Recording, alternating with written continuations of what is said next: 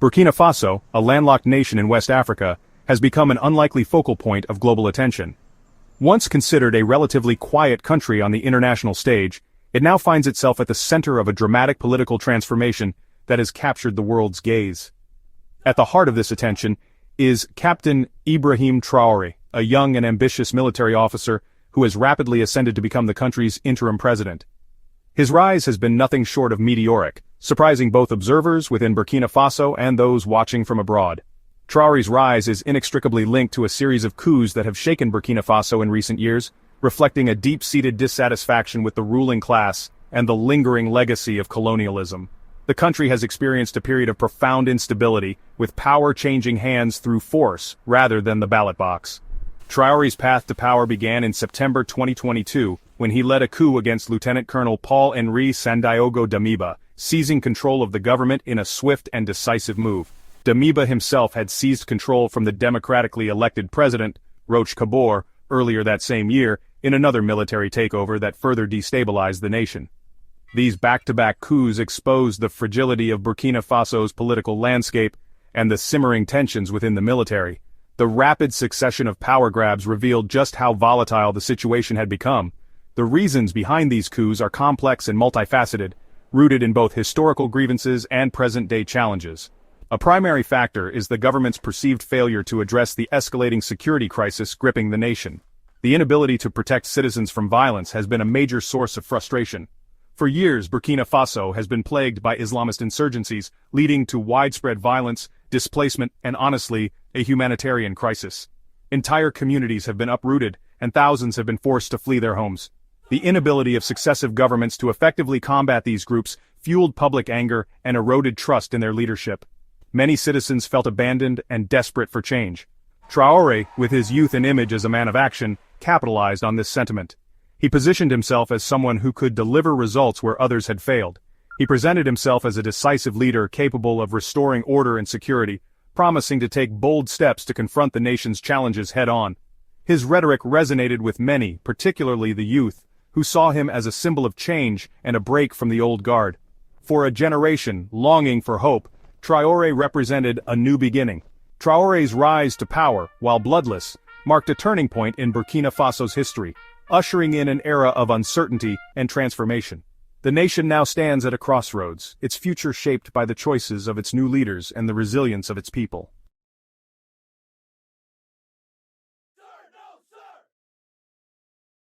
Captain Traoré's ascent to power signaled a dramatic shift in Burkina Faso's foreign policy. Breaking away from the nation's history of close ties with France, its former colonial ruler, Traoré has adopted a staunchly anti-imperialist stance, challenging Western influence and seeking alliances with non-traditional partners. This bold move has sent ripples through the international community, raising questions about Burkina Faso's future direction. One of Traoré's most symbolic acts was the expulsion of French troops from Burkina Faso in February 2023.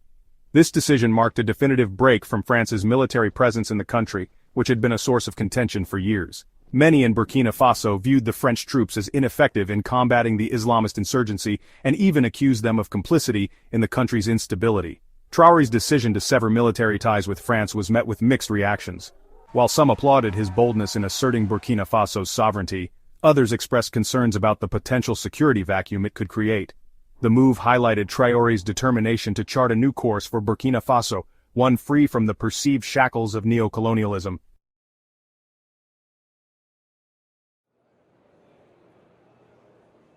In a move that further solidified his break from the West, Traoré spearheaded the formation of the Alliance of Sahel States, or AES, in September 2023.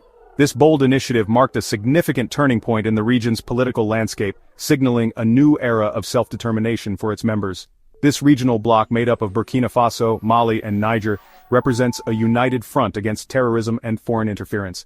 By coming together, these nations are sending a clear message that they are ready to chart their own course and defend their interests collectively. The AES has really become a symbol of Pan-African solidarity and, a challenge to the traditional power dynamics in the region.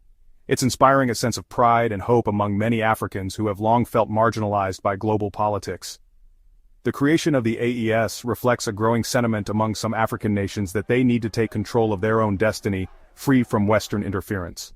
This movement is about reclaiming agency and shaping a future that aligns with their own values and aspirations. The alliance aims to foster closer cooperation on security, economic development, and political integration.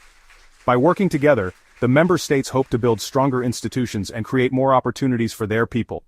By pooling their resources and coordinating their efforts, the member states hope to more effectively address the challenges facing the Sahel region. This includes not only security threats, but also issues like poverty, infrastructure, and education. Beyond the AES, Traoré has signaled his openness to forging alliances with non-Western powers, including Russia, China, and Turkey. These new partnerships could bring fresh investment, technology, and expertise to the region. This move honestly reflects a pragmatic approach to foreign policy, seeking support and cooperation from any nation willing to engage with Burkina Faso on its own terms. It's about expanding options and not being limited by old alliances. Traoré's willingness to look beyond the West for partnerships has added another layer of complexity to the geopolitical landscape of the region, opening up new possibilities and challenges for the future of the Sahel.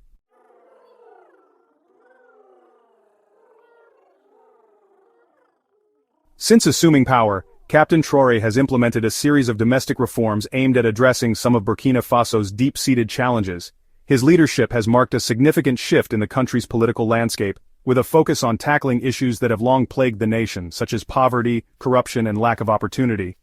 These reforms, coupled with his charismatic personality and direct approach, have garnered him significant popularity, particularly among the country's youth, who see him as a beacon of hope for a better future.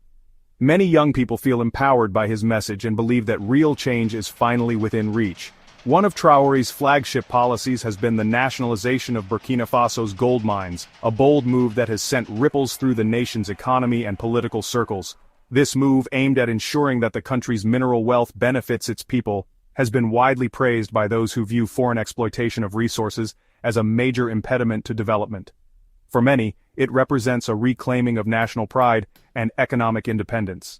The revenue generated from the nationalized mines is being channeled into social programs and infrastructure projects, such as building roads, schools, and health clinics, which are vital for long-term development. In addition to nationalizing gold mines, Traoré has also overseen the establishment of a national gold refinery, a first for the country.